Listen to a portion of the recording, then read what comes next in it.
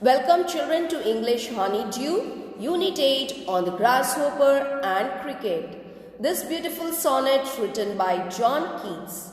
In this session, that is the fifth part of this unit, we will be learning the figures of speech of this sonnet. Figures of speech of the poem on the grasshopper and cricket. First one, it is personification. When the poet gives human characteristic to animals, plants or other non-living things. For example, in the poem, the poet is using he for grasshopper. So that means grasshopper is a living thing, is acting as a human being. The frost has wrought a silence. Now here frost is symbolized as something living.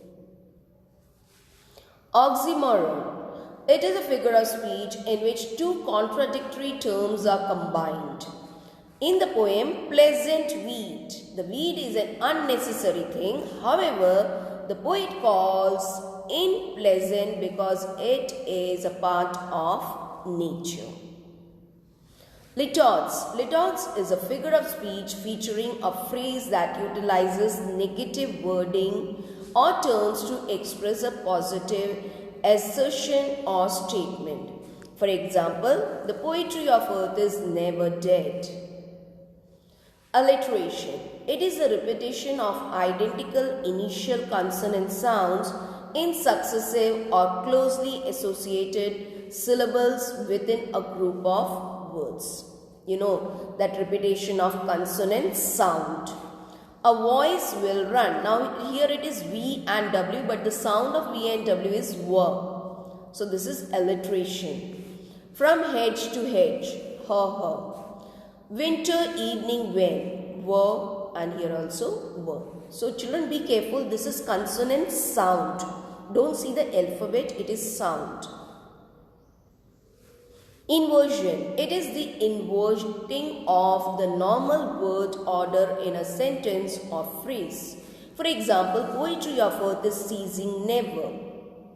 Okay, poetry of earth is ceasing never.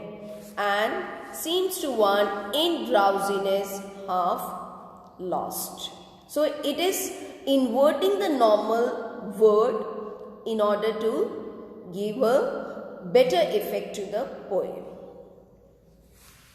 So let's do the figure of speech of first stanza. The poetry of earth is never dead. Now because of this word never, we can write here litotes.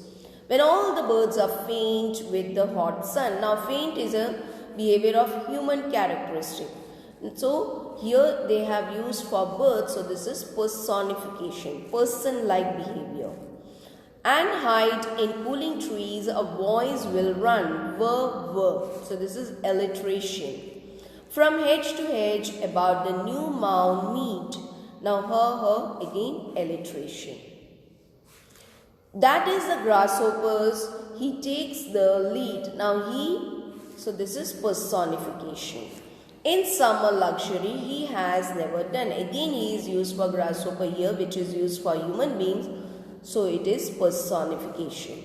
With his delights for when tired out with fun. Again his is used. So this is personification.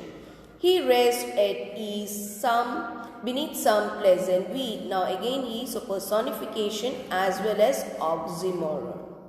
That you have seen in the example also.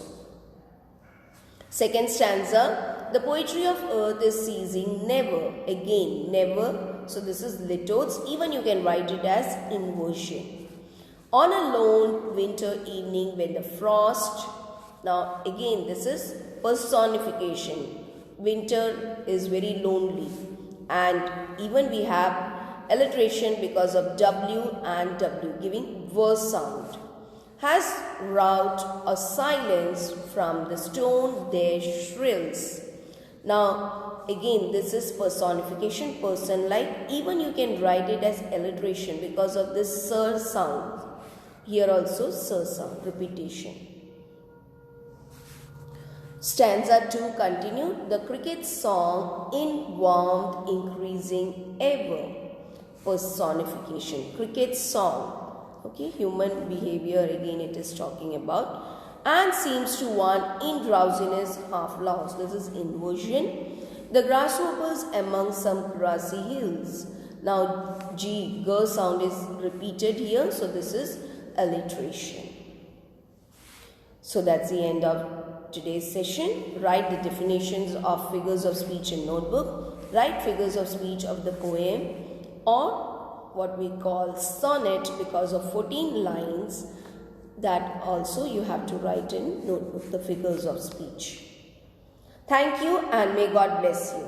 Complete your work.